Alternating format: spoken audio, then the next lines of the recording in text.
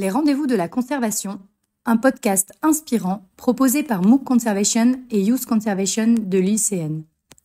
À travers des interviews d'acteurs engagés dans la conservation, nous souhaitons informer, former et inspirer tous les passionnés de la nature qui s'impliquent dans la protection de l'environnement. Bienvenue dans ces rendez-vous de la conservation.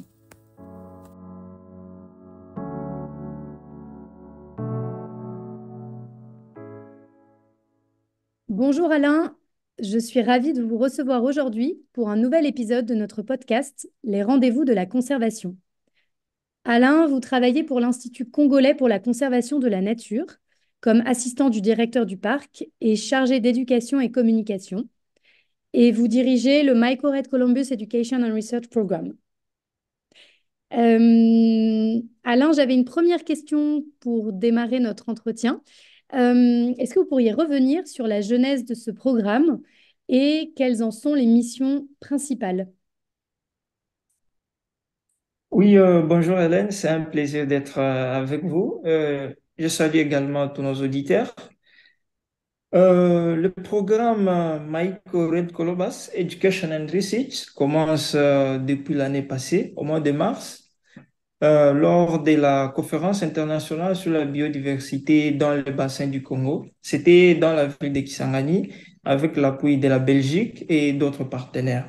Et c'est là où le Réseau mondial pour la conservation des colobes rouges, communément appelé RCCN, Red Colobas Conservation Network, avait décidé d'amener les activités en République démocratique du Congo pour protéger cette espèce de colobes rouges qui sont présentes ici en République démocratique du Congo, malheureusement toutes menacées d'extinction. Voilà comment le programme avait commencé au mois de mars. Aujourd'hui, ça fait plus d'une année que le programme existe et les sites choisis comme pilote étaient le parc national de la Maïko où les activités ont été lancées depuis l'année passée. Voilà un peu ce qui concerne la genèse du programme Maïko Red Colobas Education Research Program.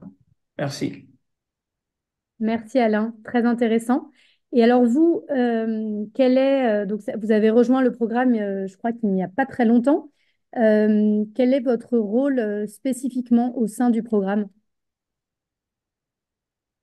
Oui, merci beaucoup. Le programme, déjà, dès le lancement, j'étais associé, mais c'est depuis le mois d'août que je suis devenu l'officier du projet ou bien ce qu'on appelle offiça. C'est moi qui coordonne le projet ici sur le terrain, au Parc national de la Maïko en République démocratique du Congo. D'accord, donc c'est un rôle, vous l'avez dit, très terrain. Mais concrètement, pour nos auditeurs, est-ce que vous pouvez nous décrire un peu vos missions au quotidien? Oui, nous avons deux missions principales, notamment la recherche scientifique sur le terrain avec les équipes des éco-gardes, des rangers du parc national de la Maïko. On organise les descentes sur le terrain pour explorer le parc national de la Maïko qui abrite trois espèces. Et au-delà de ça, ça constitue une zone hybride où il y a plusieurs formes aussi non connues. Notre deuxième mission, c'est l'éducation environnementale, comme cela a été recommandé dans le plan d'action pour la conservation de colobes rouges élaboré en 2021 par plusieurs spécialistes de la conservation des primates. Sur le terrain, nous organisons des campagnes de sensibilisation dans des places publiques, dans des écoles où nous avons des clubs des amis des colobes rouges. Nous organisons aussi des sensibilisations sur les médias, sur les réseaux sociaux et beaucoup de posters sont aussi en cours d'élaboration pour être disséminés, distribués dans des bureaux de l'administration publique, dans des écoles, dans des églises, sur des places publiques comme des carrefours et ainsi de suite. Voilà les deux missions que le programme euh, a ici au Parc national de la Maïko. Des belles missions, en effet, avec beaucoup d'enjeux derrière, Alain, j'en suis sûre. Nous, vous savez, chez Youth Conservation, ce qui nous intéresse beaucoup, c'est votre volet sur l'éducation environnementale. Et donc, j'avais une question à ce sujet, c'est quels sont les enjeux environnementaux que vous rencontrez en RDC, qui vous sont spécifiques, ces enjeux locaux qui font qu'aujourd'hui, l'éducation environnementale revêt vraiment une importance cruciale pour l'avenir de la planète. Oui, ici, le parc national de la Maïco est situé vraiment au cœur de la forêt du bassin du Congo. C'est un milieu très enclavé, très reculé, isolé, où l'accessibilité n'est pas facile. Ça, c'est d'abord le premier enjeu auquel nous faisons face. Il y a aussi la culture locale. La communauté vit de la forêt, dans la forêt et par la forêt. On prélève tout dans la forêt. Il y a peu de choses manufacturées qui arrivent ici provenant des grandes villes.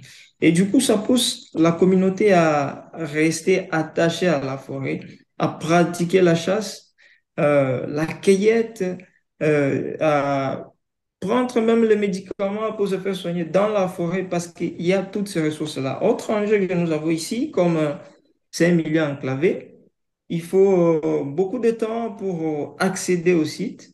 Et souvent, nos routes ici en Afrique tropicale sont des routes en terre battue qui se dégradent quand il pleut et on a du mal à accéder, à joindre différents sites où nous implémentons nos activités.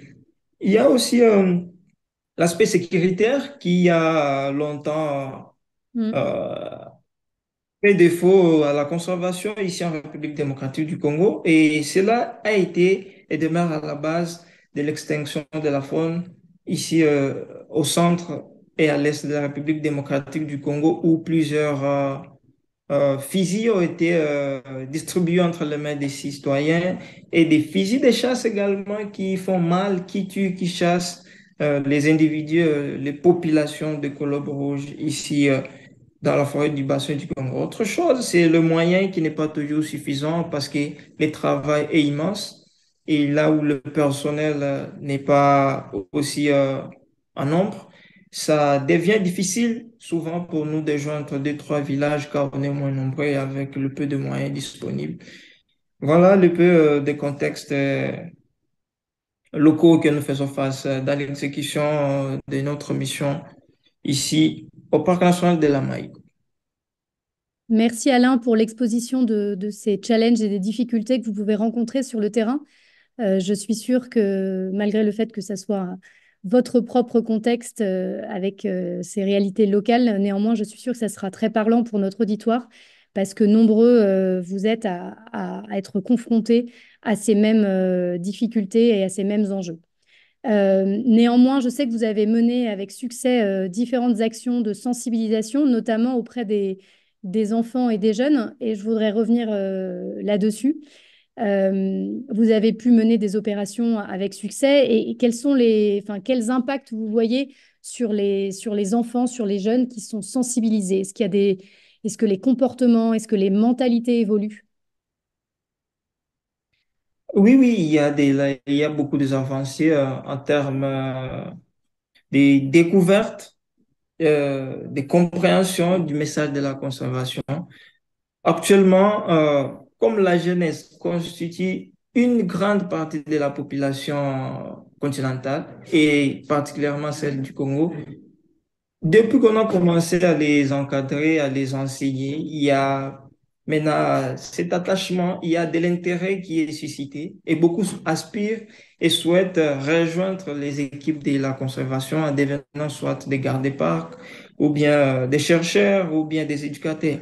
Cela a impacté suffisamment également en termes de la conservation où les espèces, notamment le 3 des colobes rouges que nous avons ici, qui étaient très chassées, actuellement, on commence à comprendre que ces espèces méritent aussi la protection et on a vu la population de ces espèces commence à grandir.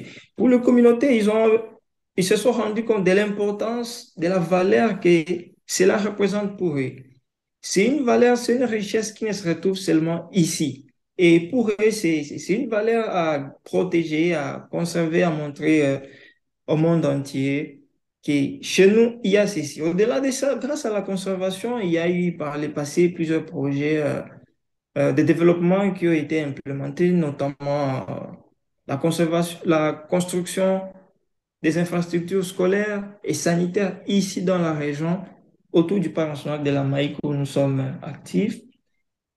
Toutes les infrastructures de bonne qualité que vous rencontrerez, c'est construit grâce au parc et ses partenaires.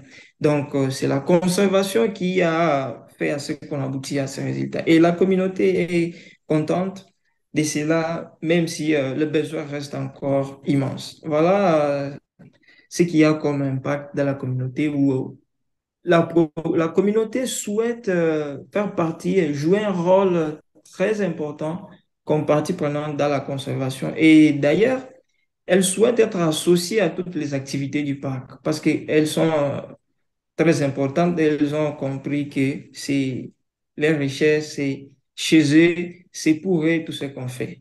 Voilà. Merci Alain pour cette synthèse vraiment très intéressante sur les impacts. On voit bien que ça va au-delà, juste, on parlait des enfants, des jeunes, mais évidemment, il y a un bénéfice énorme pour la communauté à partir du moment où elle est aussi partie prenante et où elle participe elle-même dans les programmes de conservation et de préservation de la biodiversité. Merci pour votre éclairage très pertinent sur le sujet, Alain. Je voudrais revenir un petit peu plus sur Youth Conservation parce que vous avez été amené par le passé à mener plusieurs actions de sensibilisation avec l'aide des ressources Youth Conservation. Est-ce que vous pourriez nous en dire un petit peu plus? Est-ce que ces ressources qu'on met à disposition gratuitement en ligne sur notre site vous ont aidé à mener vos missions? Et si oui, comment elles vous ont aidé à avoir des impacts en termes d'éducation à la préservation de l'environnement? Oui, effectivement, par le passé, avant de rejoindre le programme Maïkoret Kolobas, nous avons été au Parc national de Virunga, toujours en République démocratique du Congo, au sein du programme Gorilla Ambassadors, avec qui nous avons utilisé pour la première fois au Congo les outils, les ressources de Youth Conservation. Et cela a eu beaucoup d'impact parce que sur le terrain, on a senti l'intérêt que la communauté développait. Et cela a été grâce à ces ressources. Cela a beaucoup contribué également à la compréhension de beaucoup de contextes et situations comme des crises planétaires auxquelles la planète fait face. Cela a beaucoup contribué aussi à la découverte de ce que le monde a comme merveille, à leur compréhension. Et cela a poussé aussi à des actions concrètes, notamment plusieurs organisations, plusieurs programmes, associations locales ont suivi les pas et ils ont commencé à utiliser les ressources Youth Conservation et l'impact a été et demeure d'ailleurs très grand sur le terrain, autant que les ressources informent, forment et sensibilisent les communautés et beaucoup de choses qui n'étaient pas connues. Aujourd'hui, on sait c'est là grâce aux ressources Youth Conservation dans la région du parc national des Virunga, ici en République démocratique du Congo. Chez nous, ça a été un succès avec le programme Youth Conservation parce que nous avons pu rassembler les scientifiques, les intellectuels, notamment dans les universités de la région de Goma. Nous avons aussi parlé avec les personnes de différentes origines, avec l'Institut français et le Centre Yolé Africa, où on a fait des activités qui ont pris en compte les artistes, les musiciens, plusieurs acteurs, et cela a diversifié notre cible, nos cibles plutôt, jusqu'à atteindre les personnes qui étaient difficiles à atteindre, parce que c'est pas tout le monde qui donne, qui prête attention au message d'éducation que vous avez à offrir. Voilà comment nous avons beaucoup travaillé. Nous avons travaillé également avec les scouts qui sont aussi très actifs sur le terrain, et qui est un mouvement religieux ici au Congo des jeunes et avec eux, nous les avons sensibilisés, formés, ils ont compris, ils ont appris, ils ont pris décision d'agir pour la survie de la planète. Voilà, ce de quoi nous nous réjouissons et nous sommes fiers d'avoir contribué à cela. Merci Alain. Et ben nous, on est très fiers aussi de vous avoir eu comme partenaire au tout début du lancement de Youth Conservation. Vous avez été parmi nos premiers utilisateurs sur le terrain de ces ressources. Donc, merci aussi à vous pour votre confiance. Et on est ravis de savoir qu'elles servent et qu'elles servent à bon escient. On a parlé du passé, du présent. Maintenant, je voudrais aborder le futur. Est-ce que vous pourriez nous parler des projets et de vos ambitions pour les mois à venir en termes d'éducation et de conservation? Oui, merci beaucoup pour cette question très pertinente pour le futur.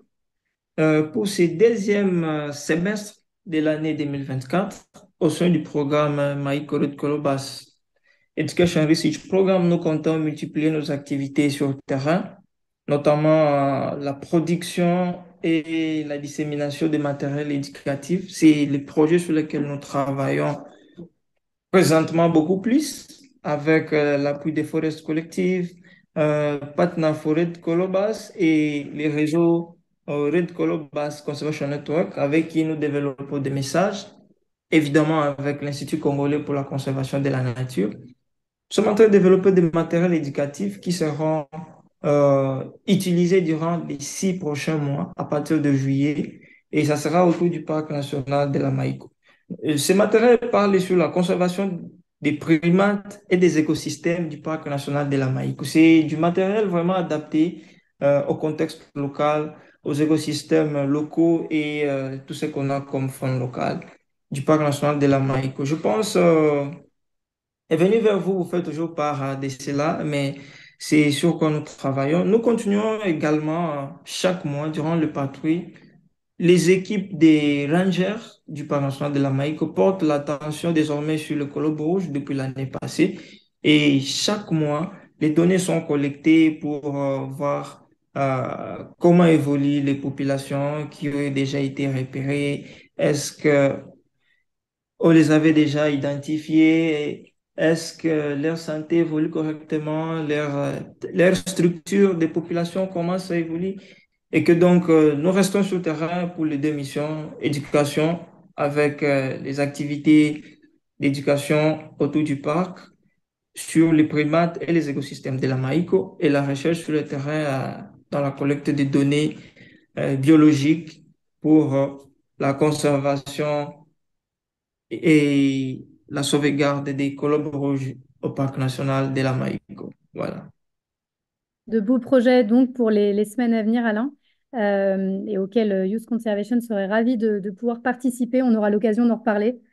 Euh, voilà, on arrive à la fin de notre entretien. J'avais enfin, peut-être voilà, vous poser une dernière question pour terminer cet entretien. Si vous aviez quelques conseils à donner à des organisations, des enseignants qui nous écoutent aujourd'hui et qui souhaitent mener à leur échelle des activités de sensibilisation à la préservation de l'environnement. Voilà, si vous pouviez terminer par deux, trois conseils euh, pour les aider et les inspirer, les guider dans leur mission. Oui, merci beaucoup, mais je m'aimerais revenir un peu en arrière pour souligner que les outils Youth Conservation seront utiles aussi durant les semaines qui viennent pour le programme Red Colobas, ici au Parc national de la Maïco, où les outils, les ressources seront utilisés, même si c'est en milieu rural. Néanmoins, comme conseil que je peux donner aux amis, organisations, associations ou programmes de sensibilisation et d'éducation à l'environnement, je les encourage à utiliser Youth Conservation comme un moyen excellent d'inspirer la jeunesse. Parce que nous en avons déjà fait l'expérience au Parc national de Virunga où cela produit des résultats en tout cas très significatifs. Et je les encourage à s'approprier, surtout à contextualiser cela au niveau local pour que les choses qui sont souvent ignorées par même les éducateurs, les formateurs, surtout au niveau scolaire, ici en Afrique où beaucoup de choses ne sont pas encore connues. Je pense que Youth Conservation, c'est un moyen par excellent de faire cela, de créer de l'impact, d'inspirer et créer de l'impact pour former les futurs gestionnaires, les futurs responsables qui prendront soin de cette planète l'unique que nous avons et ces merveilles qu'il contient. Voilà ce que je peux donner comme conseil, de continuer à lire, à utiliser les ressources, comme nous ici au Parc national de la Maïko.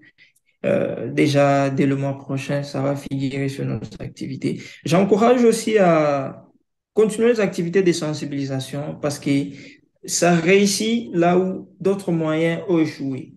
Ici, chez nous, la conservation dans les aires protégées a été beaucoup plus militaire, mais l'approche communautaire, quand il est venu, on a compris que cela parvenait à résoudre les choses, à amener les communautés riveraines à suivre, à intégrer, à adhérer la philosophie de la conservation. Chez nous, depuis que nous avons commencé l'éducation, il y a moins en moins des cas de braconnage ou des chasses de colobes rouges parce que la communauté est maintenant informée de l'importance, de la valeur que cela représente. Et j'encourage aussi pour les jeunes, parce que ce programme, c'est pour les jeunes, et même si toute la communauté peut utiliser, mais la jeunesse constitue le futur, constitue le partenaire le plus durable parce que vous aurez à travailler ensemble avec la jeunesse durant longtemps. Imaginez un enfant, un jeune qui commence à aimer la nature, comme moi, c'était mon cas déjà dès le bas âge. Le reste de la vie, vous serez amis de la nature. Voilà comment moi j'encourage à continuer à créer, à améliorer, à multiplier les actions sur le terrain d'éducation, surtout avec les jeunes comme ici chez nous, par exemple, c'est eux qui sont beaucoup plus impliqués dans les activités de braconnage, au cas où ils ne sont pas informés, au cas où ils ne sont pas sensibilisés. Alors, si on les enseigne, si on les inspire, si on les inculque des notions de valeurs de la nature, nous aurons une planète aussi merveilleuse que ce que nous avons. Et nous serons à mesure de sauvegarder ce qui est au point de passer à l'extinction, notamment plusieurs espèces ici en Afrique. Voilà, merci beaucoup. Eh ben, merci à vous, Alain. Merci pour votre temps et ce précieux témoignage qui, je l'espère, saura inspirer d'autres organisations. Je vous souhaite une très bonne continuation dans vos différents projets et je vous dis à bientôt pour de futures opportunités de collaboration. Merci, Alain. C'est moi qui vous remercie. Nous arrivons à la fin de notre épisode. Merci pour votre écoute et à très bientôt pour d'autres témoignages inspirants d'acteurs engagés dans la conservation de la nature.